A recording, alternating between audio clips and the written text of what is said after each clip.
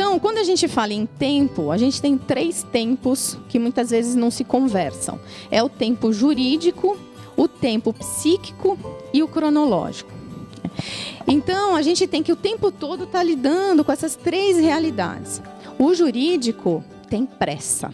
O Ministério Público aperta.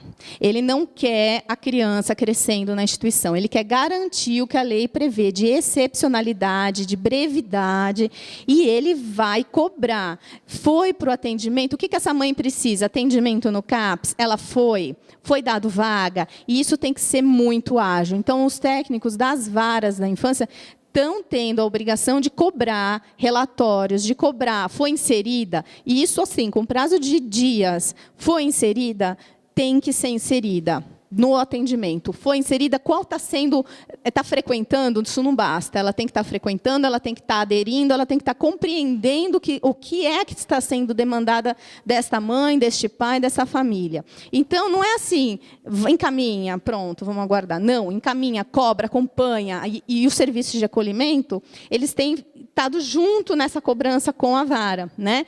Porque nós temos que correr contra o tempo.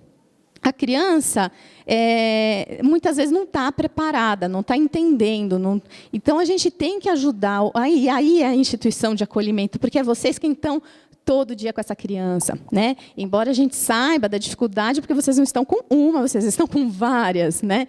Então, não digo que isso seja fácil de forma alguma, mas aí é vocês no dia a dia de poder estar conversando, entendendo, explicando para essas crianças o que está acontecendo para que a gente ajude na elaboração, né? Porque se ela nunca foi conversado com ela não vai entender da instituição e ela nunca vai estar preparada para uma família substituta. Então, desde o primeiro dia que ela chega no abrigo, tem um trabalho árduo para estar fazendo com ela. E o tempo cronológico, que a gente sabe que uma criança maior não consegue ser colocada em adoção, não consegue ser colocada em família substituta. Então, a gente tem que correr contra o tempo para que se garanta o direito à convivência familiar dessa criança, ou na família biológica, ou em família substituta. Ou então, fundamental, e aí eu estou reforçando muito isso, é que a criança seja informada sobre todas as etapas e todos os passos. E o informada não é apenas dizer, é garantir que ela esteja entendendo dia após dia, porque a criança, ela nega, como todos nós, até os mecanismos de defesa. Então, ela escuta hoje, amanhã ela esquece, amanhã ela entende diferente, aí depois ela sente que a culpa é dela, e aí depois ela lembra que ela só está lá porque ela aprontou, e aí ela não vai mais aprontar, e aí ela pede, por favor, tia, me dá uma chance, eu não vou mais fazer o que eu fiz. Então, a gente tem que dizer para ela que a culpa não é dela e que não existe culpa. E a gente tem que conversar isso muito, e de várias formas, né?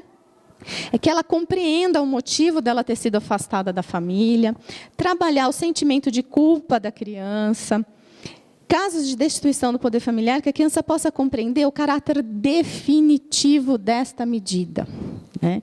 Que ela possa entender que não há meios de retornar para a família biológica.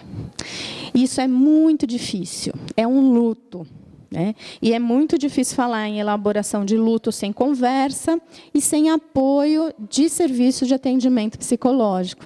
E aí a gente entra nas condições e nas realidades de cada região, de possibilidade de inserção de crianças em psicoterapia.